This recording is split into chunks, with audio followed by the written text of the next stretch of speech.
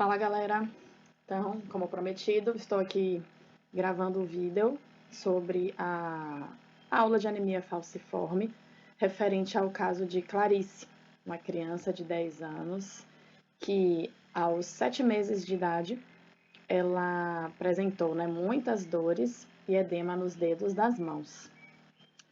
Ao longo do tempo, a gente foi observando no caso que ela foi levada à UPA várias vezes, onde teve administração de oxigênio e hidratação venosa. E aos 5 anos, ela teve uma pneumonia bem severa, que na época a levou a ter esplenomegalia, uma anemia severa e precisou de transfusão sanguínea. Foi-se observado que toda vez que ela tinha infecção respiratória, ela apresentava muitas dores, hepato e esplenomegalia e icterícia. Quando ela teve 7 anos de idade, aos 7 anos de idade, ela apresentou desvio de comissura labial à direita e paralisia de membro superior direito e membro inferior direito. Hoje, aos 10 anos, como está a Clarice? Clarice, ela apresenta perda parcial da motricidade de membro superior direito e inferior direito. Ela tem uma leve assimetria facial, apresenta uma lesão serpenginosa no pé esquerdo, isso ela apresenta há uma semana, algo que vocês trabalharam com parasito, se não me engano. Apresenta hemoglobina em 6,3 gramas por cento e tem aparentemente um bom estado geral com discreta palidez e icterícia. Então, todas as disciplinas de apoio, praticamente todas, acabam que falaram sobre os aspectos relacionados à anemia falciforme. E hoje, de fato, a gente também, aqui na fisiologia, vai estar trabalhando as bases fisiopatológicas da anemia falciforme. Essa aula eu devo estar dividindo em 3 partes, mas vamos ver, no decorrer aí do processo, como é que vai ficar. Como sempre, algumas questões norteadoras para nortear o estudo de vocês. Enfim, doenças falciformes. A doença falciforme, ela é uma doença hereditária, considerada uma das mais prevalentes aí do mundo, e ocorre quando existe uma mutação não silenciosa em uma base de nucleotídeos que codifica, no gene que codifica a cadeia beta-globina. E essa mutação, ela leva à substituição do que seria uma vez, que tem essa modificação. A gente observa que há substituição de aminoácido, que seria o ácido glutâmico, pelo aminoácido valina. Por isso nós dizemos que a mutação ela é não silenciosa, porque mesmo que tenha sido apenas em uma base de nucleotídeo, a gente observa que há uma mudança no códon traduzido. Em vez de ser ácido glutâmico, se torna valina. E essa substituição acaba fazendo com que a hemoglobina que vai ser traduzida lá nos ribossomos acabe sendo a hemoglobina S. E esse S vem do inglês, do sickle, que significa foice, devido a justamente sua presença e algumas condições metabólicas do indivíduo acabar fazendo com que a hemácia adquira esse formato de foice. Lembrando que a hemoglobina normal no adulto é a hemoglobina A, que tem o ácido glutâmico em sua cadeia beta-globina. Uma vez tendo valina, tem essa substituição, e enfim, a hemoglobina traduzida é a hemoglobina S, que confere o aspecto de foice às hemácias sob condições metabólicas que favoreçam isso. As doenças falciformes é um termo geral, assim, para todas as alterações nas hemoglobinas que façam a falcização dos eritrócitos. E o nome, drepanócito, acaba sendo o nome dado à hemácia quando tem o formato de foice. Então, quando a gente vê anemia drepanocítica nas referências, se refere justamente às doenças falciformes, justamente pela presença do drepanócito. Tá aqui, o aminoácido que é substituído, na verdade, a base nitrogenada, a base de nucleotídeo substituída. Tá aqui a adenina, ela é trocada pela timina. E isso faz com que o ácido também, o aminoácido codificado seja a valina, ao invés do ácido glutâmico na cadeia normal. Então, como eu disse, o termo doenças falciformes é um termo geral. Então, por exemplo, pode acontecer quando existe uma homozigose da HBS, né, quando existe a mutação nos 2 genes, o que é herdado do pai e o que é herdado da mãe, para uma criança. Então, ele vai ter a anemia falciforme, mas a doença falciforme ela também pode acontecer em heterozigose, quando existem outras hemoglobinopatias, né, presentes naquele indivíduo.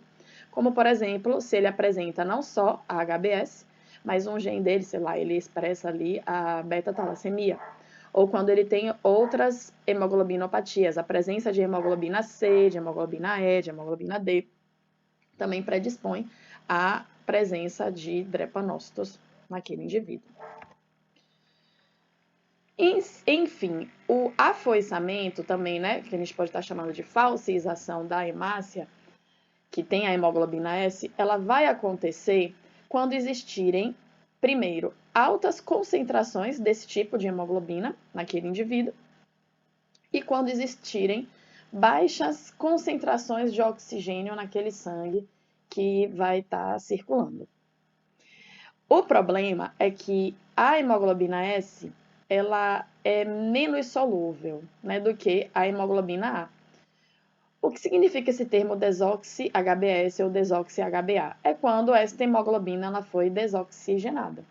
Quando ela, por exemplo, né, entrega o oxigênio aos tecidos, ela é desoxigenada. Aí nós chamamos de desoxihemoglobina. Quando ela é reoxigenada lá no pulmão, nos capilares pulmonares, ela é oxigenada. Nós chamamos de oxihemoglobina. Então, nós observamos que a desoxi-HBS ela é menos solúvel do que a desoxi-HBA. Né? E, por isso, sendo menos solúvel, quando a gente observa que há baixas concentrações de oxigênio naquele sangue, a desoxihemoglobina ela tende a se associar, ela tende a se polimerizar e a formar cristais, induzindo a falcização, aqui presente, dos eritrócitos.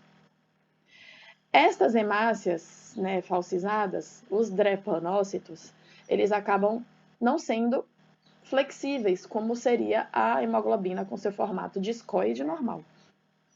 Isso acontece devido à presença, né, de um monte de proteína de membrana, que não era para ser expressa, acaba sendo expressa, né? A reorganização de citoesqueleto dentro dessa hemácia, ela é toda modificada e acaba fazendo com que ela seja, de fato, menos flexível.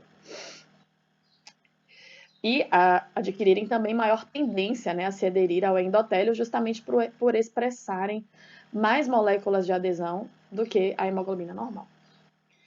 Uma vez que ela é menos flexível e ela tem maior tendência a se aderir ao endotélio, vai acontecer um risco aumentado, né, de formar trombos na microcirculação, na circulação com os pequenos vasinhos.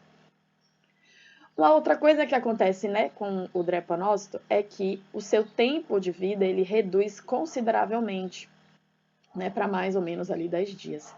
Lembrando que a hemácia comum, né, normal, o eritrócito normal, ele tem lá o seu tempo de vida lá de 120 dias. Então, a gente vê que há uma indução de senescência, né, nesses eritrócitos. Tudo isso faz com que, né, aos menores traumas, estas hemácias, elas tendem a sofrer hemólise. Nossa, mas sob todas essas condições, né, a gente pensaria que, então, os indivíduos que têm anemia falciforme, constantemente, o tempo todo, né, a cada circulação somática que a hemácia sai do pulmão e vai para os tecidos, desoxigena para entregar oxigênio aos tecidos, ela automaticamente, né, uma vez desoxigenada, ela já vira um drepanócito, ela já falciza, né, a gente pensaria assim. Só que um indivíduo que tem, né, a doença falciforme, ele, em condições basais, saudável, sem estresse metabólico, sem nada, né, que ponha em risco a circulação normal dele, a gente não observa acontecer, né, uma falcização maciça dessas hemácias. Por quê, né? Ou seja, então ele nessa circulação ele vai ter a desoxigenação, vai formar de fato desoxi-HBS, mas esse processo de formar cristais, de polimerizar e de formar cristais, ele não é um processo instantâneo. Existe um certo retardo. É um pouco lento esse processo de polimerizar e formar o cristal e, enfim, formar o drepanócito. Então, quando a circulação está normal, adequada, né, sem o indivíduo, né, que tem essa doença, ele não tem nenhuma alteração, a hemácia, a hemoglobina desoxigenada, né, e essa hemácia que tem essa hemoglobina, ela consegue retornar ao pulmão e sofrer o processo de reoxigenação, evitando a formação, né, dos polímeros e a falcização da hemácia. Então, isso aqui é bastante importante porque a gente observa que, apesar de, sim, haver risco a formar o drepanócito, esse processo de falcização ele não é instantâneo, ele tem um certo retardo. O que dá tempo àquela hemácia sofrer o seu processo de reoxigenação nos níveis do pulmão, evitando o processo de falcização, né? Então, isso acaba sendo importante a gente considerar que não é o tempo todo que aquele indivíduo vai estar sofrendo crises por formação, enfim, né, de maciça de drepanócitos. Bem, qual é o risco de caso acontecer, né, um trombo com drepanócitos? A gente observa que um trombo formado por drepanócitos, ou melhor, a presença dos drepanócitos, né, maciçamente no organismo é perigoso, porque existe, nesse caso, um risco, né, protrombótico, é um estado protrombótico e pró-inflamatório àqueles indivíduos com doença falciforme. E a gente já viu que ele é protrombótico, por quê? Porque o drepanócito ele tem maior adesão ao endotélio. E uma vez que tem maior adesão ao endotélio, ele induz a lesão endotelial. Algumas moléculas, como eu comentei, né, são expressas nesse drepanócito. Então, ele vai expressar mais integrinas, né, que interagem com moléculas de adesão ali no endotélio. E uma vez aderido, algumas coisas são liberadas que induzem ao processo de lesão endotelial. Lembrando das nossas primeiras aulas, quando falamos de lesão endotelial. Endotélio lesionado, pessoal, é um risco para induzir o processo de coagulação. Por quê?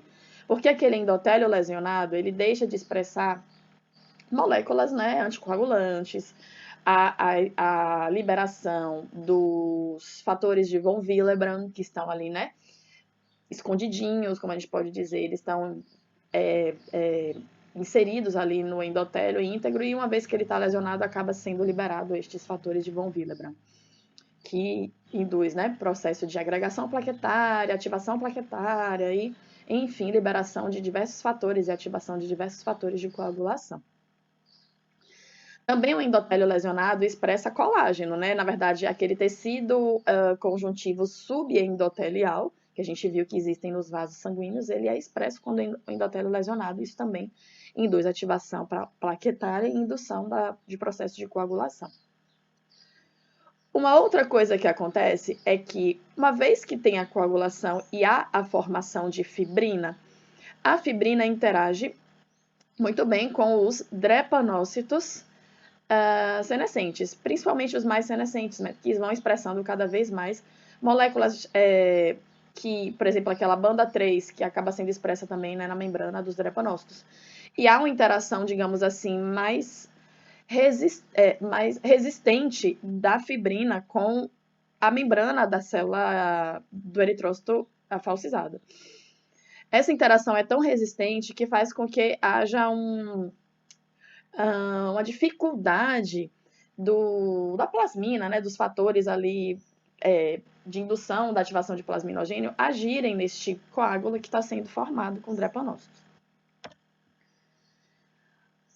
E também, né, uma característica destes trombos com drepanócitos, com as hemácias falcêmicas, existe uma diferença dos trombos normais com hemácias normais, porque a gente não observa o que nós chamamos de compactação das células. Em trombos comuns, normais, com hemácias normais, as células, as hemácias, elas ficam bem compactadas E a gente observa o processo de retração do coágulo, né? Ele vai diminuindo de tamanho, algumas hemácias vão sendo eliminadas de dentro daquele coágulo, elas vão saindo, um processo chamado de extrusão, né, das hemácias. E nos trombos com drepanócitos, a gente não observa essa compactação pelo formato mesmo, né, e pelas interações que acontecem entre a fibrina e a membrana dessas hemácias falcizadas. Então, essas hemácias elas ficam mais presas ali dentro, sem conseguir se compactarem e, enfim, saírem, né, destes trombos, para permitir a retração do coágulo. Apesar dessa interação da hemácia com a fibrina ela ser mais resistente à ação de fatores plasminogênicos, o plasminogênio, né, tentar dissolver este coágulo, é-se observado que estes coágulos, eles se despregam mais facilmente, formando vários êmbolos, né? Então ele emboliza mais facilmente. Como assim? Não se entende, né, muito bem direito, mas devido à não compactação daquele coágulo e a constante, né, o constante crescimento sem a sua compactação, ele naturalmente ele começa a se despregar um do outro, né? Aquela massa enorme de coágulo com hemácias falcizadas, elas vão se desprendendo. E aí, né, pedaços desse coágulo vão embolizando, e isso é um risco porque esses êmbolos vão chegar em outros locais, induzindo a, por exemplo, né, se ficarem presos e prejudicarem a circulação nesses locais distantes, eles vão induzir infartos em diversos órgãos. Outra coisa que acontece é que a presença do coágulo, né, com hemácias falcizadas, num endotélio, num vaso sanguíneo, ele induz o processo de inflamação. Por que ele induz a um processo, né, pró-inflamatório? Porque a presença daquele coágulo no vaso sanguíneo acaba induzindo a chegada de outras células inflamatórias. As próprias hemácias aqui, né, falcizadas, elas são menos resistentes, né, elas são mais frágeis a lesões, a traumas. Então, ela própria, ela lesiona, libera hemoglobina, libera enzimas no interior dela, chamada de, por exemplo, arginase, que reduz as concentrações de óxido nítrico presentes dentro daquele vaso. A arginase, ela meio que quebra, ela utiliza a arginina, que é um precursor do óxido nítrico. Então, uma vez que a arginase, ela, né, quebra, enfim, metaboliza a arginina, há menos produção de óxido nítrico pelo vaso naquele local onde tem esse trombo com hemácias falcizadas. Há também a indução da produção de endotelina 1 pelo endotélio ali naquele local. Então, estes fatores, redução de óxido nítrico e aumento da endotelina 1, acaba induzindo a uma vasoconstricção naquele local, diminuindo ainda, né, o fluxo sanguíneo para aquele órgão onde aquele vaso está irrigando. E a própria endotelina 1, ela tem uma ação pró-inflamatória, estimulando, né, enfim, produção de citocinas inflamatórias, atrai, enfim, né, neutrófilos para aquela região e acaba ficando, como a gente pode dizer, como se fosse aquele ciclo vicioso, né, de ir estimulando cada vez mais o processo inflamatório onde houver um trombo com essas características. Há também como comentei, né, a estimulação das citocinas inflamatórias por monócitos que por ali, né, por acaso possam chegar, e degranulação de neutrófilos. Isso acaba sendo a resposta pró-inflamatória que eu havia comentado. Eu acho essa imagem legal para dar uma resumida, explicada e ilustrada ao que eu acabei de falar. Aqui nessa imagem a gente observa um trombo formado com hemácias normais, que tem, né, apenas a hemoglobina A em seu interior. E aqui um trombo formado com as hemácias falcizadas. Veja que as hemácias falcizadas, elas têm umas espículazinhas aqui que interagem com fibrina, essa coisinha amarela, parecendo uma... amarela, doida. Essa coisinha branca aqui é a fibrina. A gente observa, né, como ela está organizada num trombo normal, com hemácias normais, e num trombo com hemácias falcizadas. A gente vê que as células, as hemácias, elas estão compactadas, e isso também, né, faz com que este coágulo ele seja mais estável, não se dissolvendo, não se despregando facilmente. e também permite a extrusão, né, das hemácias futuramente, a ação do plasminogênio aqui na plasmina, e isso pode, com o tempo, né, induzir a dissolução deste coágulo. A gente observa aqui, então, algo muito mais bagunçado, os fatores, né, anticoagulantes, fibrinolíticos, eles não conseguem atuar direito na fibrina que está interagindo com estas espículas destas hemácias. Então, este coágulo, ele fica, como é que eu posso dizer, mais resistente à fibrinólise, porém, ele, veja que não tem uma compactação aqui, né, das células. Então, apesar de resistente à fibrinólise, ou seja, a gente não consegue dissolver este coágulo, ele é menos estável, ele se desprega entre si mais facilmente, induzindo a embolização. Então, é isso que essas barrinhas aqui nesse triângulo, esse triângulozinho quer dizer. Coágulos com hemácias falsizadas, né, justamente porque tem a hemoglobina S, eles são mais resistentes à fibrinólise do que os coágulos com hemácia normal. E estes coágulos são menos estáveis do que os coágulos que têm as hemácias normais. Deixa eu só voltar um pouquinho, licença, só para a gente ver essa imagem. Opa! Ih, voltei demais aqui. Só para a gente ver essa imagem aqui, que dá uma resumida, então, né, na fisiopatologia do que acontece quando a gente tem os trombos formados por drepanócitos. Veja aqui que, uma vez que temos acontece de ter maciçamente drepanócitos no indivíduo, vou explicar por que isso pode acontecer, né? Porque normalmente no indivíduo no seu estado basal, sem doenças secundárias, não induz-se a macização da falcização. Mas digamos que aconteceu algum problema nele que induziu, né, a falcização aí de forma maciça. Então, o que é que vai acontecer? As hemácias falcizadas podem induzir, né, a formação de trombos, a gente observa que existe uma desidratação celular, aumenta-se a viscosidade do sangue, elas não são flexíveis, elas não conseguem se deformar, né, para conseguir entrar na microcirculação e circular adequadamente. Isso acaba fazendo o surgimento daqueles trombos que eu comentei nesse instante agora, né, com vocês, e a presença de trombos na microcirculação induz a vasooclusão. Vasooclusão reduz o fluxo sanguíneo para o órgão ao qual ele inerva, induzindo assim a processos de isquemia, infarto e futuramente, se não, né, tratado emergencialmente, a necrose daquele órgão. Uma vez, né, que tem necrose, infarto e necrose de um órgão, a gente observa disfunção dos órgãos, né? Diversos órgãos podem ter suas disfunções, inclusive órgãos nobres, como, por exemplo, o encéfalo. A gente vai observar que o primeiro sinal da vasooclusão, né, um sinal bem mais imediato, acaba sendo as crises vasooclusivas. São as crises dolorosas apresentadas pelos pacientes quando existe o processo de falcização maciça com a formação de trombos na microcirculação.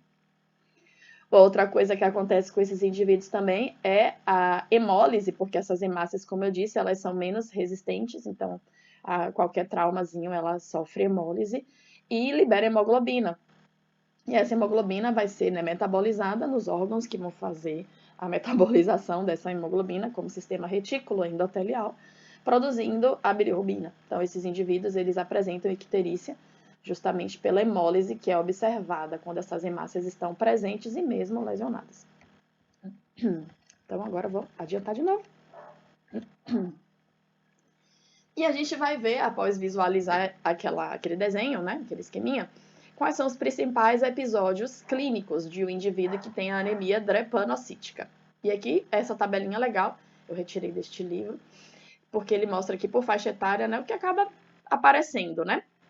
No indivíduo, né, ali, a partir dos 6 meses, aos 5 anos de idade, ele acaba tendo anemia crônica, ele pode apresentar crises dolorosas, infecções, dactilite, crises de sequestro esplênico, icterícia e até mesmo acidente vascular encefálico. Porque eu coloquei algumas coisas em negrito, porque a paciente do caso de vocês, né, a Clarice, a gente observou que até os 5 anos de idade, a coitada apresentou tudo isso, né? Lembrando que as crises dolorosas, elas são uma consequência da crise vaso-oclusiva, né? Uma dor insuportável decorrente justamente dessa isquemia tissular. Como eu comentei, devido à obstrução do fluxo sanguíneo, devido ao trombo formado pelos drepanócitos. Bom, aqui também, esse artigo ele explica, né, um pouquinho sobre isso, para quem tiver curiosidade de ler. Dos 6 aos 12 anos, então, o paciente com anemia falciforme, ele pode apresentar estas mesmas coisas que a gente observou, e olha só, também é comum se observar acidente vascular encefálico. A gente viu que com 7 anos, Clarice apresentou alterações motoras. Não foi em membro superior direito e inferior direito, bem como desvio de comissura labial. Esses pacientes também dos 6 aos 12 anos podem apresentar complicações oculares, né? Infartos na retina, pode apresentar cálculo biliar e a síndrome torácica aguda, alterações ali, né, nessa perfusão pulmonar. Aos 13 anos em diante, bom, enfim, não foi o caso de Clarice, ela tem apenas 10, então ainda, além de tudo isso que a gente observa que o paciente pode, né, apresentar, observa-se que ele pode ter priaprismo, úlceras, né, em membros, tem atraso de crescimento, disfunções sexuais, menarca e ejaculação, né, tardias, primeira ejaculação tardias, necroses de diversos órgãos, enfim, até insuficiência renal crônica. Tudo isso acaba sendo mesmo complicações da vasooclusão. Só para a gente trabalhar alguns termos, a dactilite também, né, conhecida como síndrome mão-pé, acaba sendo, né, estes infartos que acabam acontecendo em articulações, ossos, tendões, músculos, e acabam fazendo com que o dedo fique em salsicha, né, e você vê deformações ósseas mesmo nesses indivíduos com síndrome vaso-oclusiva e que levam a dactilite. E aqui, né, algumas lesões mostrando pontos de necrose mesmo, isquemia cerebral. E aí induzindo a acidentes vasculares encefálicos. Bom, fica ali uma dúvida. Eu comentei logo no iniciozinho da aula que a anemia drepanocítica, ela não... desculpa, a falcização das hemácias, ela não acontece normalmente, né, no indivíduo que está saudável, que está monitorado, que está estável, no indivíduo, né, com anemia falciforme, que está relativamente estável. Porque as hemácias, elas têm um retardo, né, na hora de sofrer o processo de falcização e, antes de fato, falcizarem, elas são reoxigenadas no pulmão. A falcização, no fim das contas, acaba sendo mais uma consequência de algum estado que diminua a velocidade do fluxo sanguíneo. Ou melhor, é de fato um estado que haja uma lentificação no fluxo sanguíneo periférico. Alguns órgãos a gente observa que existe bem essa lentificação, como por exemplo o baço, e por isso ele acaba sendo um órgão assim que sofre muitas consequências do processo de falcização. Porque a gente sabe que no baço existe um fluxo sanguíneo mais lento. Outros processos também que levam a uma lentificação de fluxo são processos infecciosos e inflamatórios, que a gente observa, por exemplo, uma vasodilatação local, liberação de citocinas inflamatórias num local, outros fatores que retardam o trajeto do fluxo sanguíneo de volta para o pulmão. Então, neste processo de retardo, aí as hemácias desoxigenadas, as hemoglobinas desoxigenadas, elas têm chances, né, de polimerizar e, enfim, falcizar a hemácia. Nos indivíduos com anemia falciforme, né, e, digamos, tem as complicações de formação de trombos, a gente observa que o baço, ele pode ter pode acontecer duas manifestações clínicas, né, duas consequências clínicas no baço quando há hemácias falcizadas. Um dos desfechos que podem acontecer com o baço é o que nós chamamos de autoesplenectomia.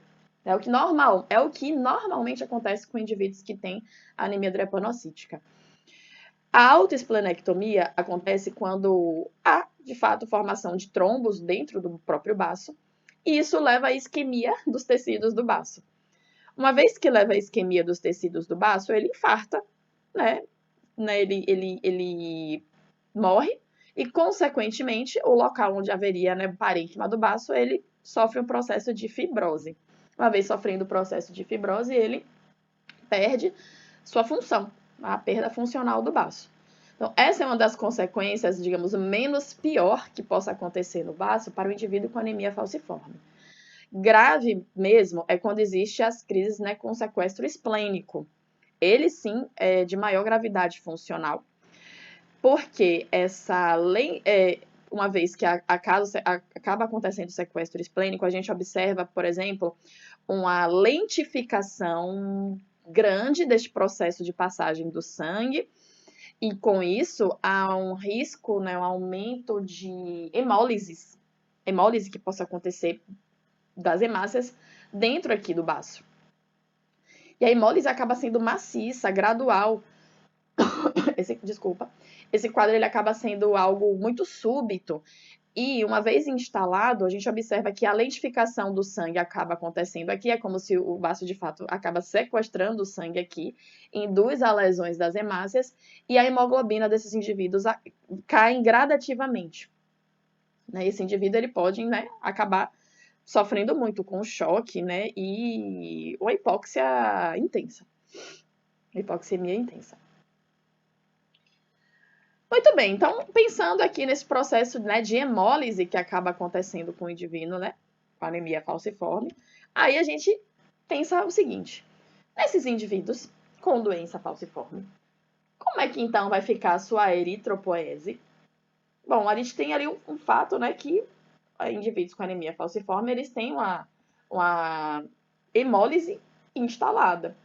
Então, de fato, nesses indivíduos, a gente vai observar que em casos de hemólise, vai haver a medula óssea detecta isso, né? E vai acabar induzindo a formação de novas hemácias. Então, ele vai aumentar a eritropoese frente, né, a esses eventos hemolíticos que estão acontecendo com o paciente. E aqui a gente já tinha falado um pouquinho sobre a eritropoese, que é só para a gente retomar o que acontece para a formação do eritrócito. A gente vai observar que aquela célula tronco hematopoética, né, pluripotente, ela, devido à presença de fatores que a estimulem a produzir as hemácias, ela vai gerar células filhas que vão se comprometer com a linhagem eritrocítica. Então, a gente vai formar precursores ali, né, da linhagem mieloide, vamos formar as unidades formadoras, né, explosivas de eritrócitos, que vão, né, se diferenciando cada vez mais, amadurecendo e diferenciando cada vez mais aqui, né, nessa linhagem. Vamos formar as unidades formadoras de colônia de eritrócitos, que enfim vão formar proeritroblastos e os normoblastos, que são os eritroblastos aqui. Lembrando, né, o que acontece com os normoblastos, né, os mais iniciais, intermediários, tardios. A gente está vendo que o citoplasma dele está mudando de cor até ficar mais vermelhinho, como é a hemácia. O que quer dizer esse negócio aqui, né? Esse citoplasma mudando de cor para ficar mais vermelho. A gente está observando que está havendo nos eritroblastos a síntese de hemoglobina. Então, quanto mais hemoglobina vai sendo produzida, mais eosinofílico, né, vai ficando o citoplasma daquela célula. Então, a gente vê que, inicialmente, temos bastante RNA mensageiro, que tem o gene para codificar a hemoglobina, e isso vai sendo traduzido pelos ribossomos, né, aqui presentes nesse citoplasma, para produzirmos a quantidade final total de hemoglobina por aquela hemácia. A gente também está observando o processo de enucleação, de extrusão do núcleo, né? Saída do núcleo de dentro da célula. Lembrando que a hemácia é uma célula anucleada e os normoblastos aqui eles são nucleados, então a gente vai estar, em algum momento, no caso aqui, né, o eritroblasto tardio, ele vai fazer a extrusão nuclear, e lembrando que este núcleo ele vai ser depois fagocitado por macrófagos que estão ali na ilhota eritroblástica.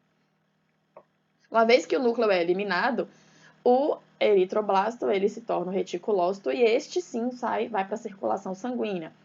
O reticulócito ele ainda tem RNA mensageiro no seu citoplasma que vai ser traduzido a hemoglobina.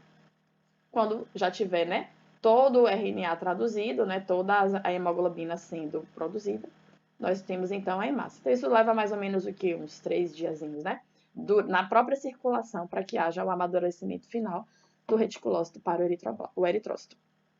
A gente observa que indivíduos com anemia falciforme têm número aumentado de reticulócito. Bem, e a hemácia vai sair como lá dentro, né?